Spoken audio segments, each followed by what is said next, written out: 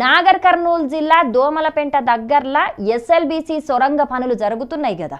ఇక ఆ సొరంగ పనులు చేస్తుంటే ఇవాళ పొద్దటిలి ప్రమాదం జరిగి పైకప్పు ఊలింది. దాంట్లో కొంతమంది పనిసుతం చేస్తున్నారు. ఇప్పటికైతే అందరూ మంచిగానే ఉన్నారు కానీ అసలు ఆ ప్రమాదం ఎట్లా జరిగింది ఇంకా తప్పు రాగరుచుకుందాం పాండ్రుల.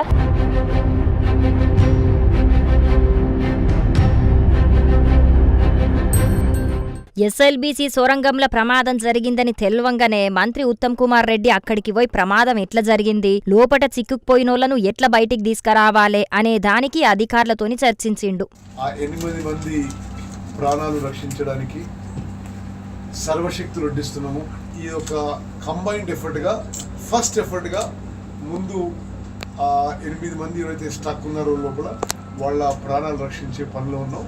వాళ్ళు ఉన్న సమయంలోనే అర్ధగంటలోనే టనల్ ఒక సైడ్ నుంచి డ్యామేజ్ అయ్యి లోపలికి వచ్చి ఆలోచన చేద్దాం. ఇప్పుడు ముందైతే ఆ ప్రాణాలు రక్షించుకోవడానికి మా సంపూర్ణ.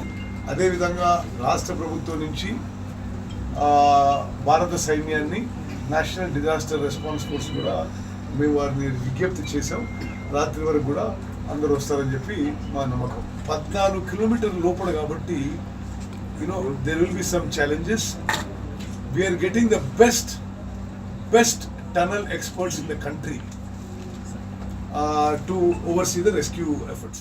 సొరంగంలో ఒక దిక్కు నుంచి నీళ్లు లీక్ అవుట్ల మట్టి కుంగిపోయిందట. ప్రమాదం జరిగేటట్టున్నదని బోరింగ్ మిషన్ ఆపరేటర్ కు ముందుగానే తెలిసే వరకు మిషన్ ను ఎన్కాలున్న 42 మంది కార్మికులను బయటికి పంపిర్రట. మిషన్ కి ముంగటున్న 8 మంది మాత్రం బయటికి రాలేక దాంట్లోనే ఉండిపోయినరట. వాళ్ళని కాపాడనీకి అన్ని ప్రయత్నాలు చేస్తున్నామని చెప్పిండు మంత్రి ఉత్తమ్ సారు. ఈ ప్రమాదం ముచ్చట తెల్వంగానే సహాయక చర్యలు చేపట్టాలని సీఎం అధికారులకు ఆదేశాలిచ్చిండు. ఈ ప్రమాదానికి సర్కార్దే పూర్తి బాధ్యతన్న మాజీ మంత్రి కేటీఆర్ ఆ ప్రమాదంలో గాయపడినోళ్లకు మెరుగైన వైద్యం అందించాలని డిమాండ్ చేసిండు. ఇక చెయ్యక ఒక ప్రాజెక్టు పనులు షురు చేసి మొదట్లనే అంతం చేసిన ఘనత కాంగ్రెస్ పాలకులదేనని ఎడ్డిచ్చిండు మాజీ మంత్రి Harish Rao sir. National Dam Safety Authority దీన్ని విచారణ చెయ్యాలని డిమాండ్ చేసిండు. టన్నెల్ లోపట చిక్కుకున్న కార్మికులను సురక్షితంగా బయటికి తీసుకురావాలని సెంటర్ మంత్రి కిషన్ రెడ్డి కూడా చెప్పిండు. మరిగా దేవుని దయ వల్ల అందరు సల్లగుండాలని మన రచ్చబండ ముచ్చట్ల తరపున కూడా కోరుకుంటున్నాముల్లా.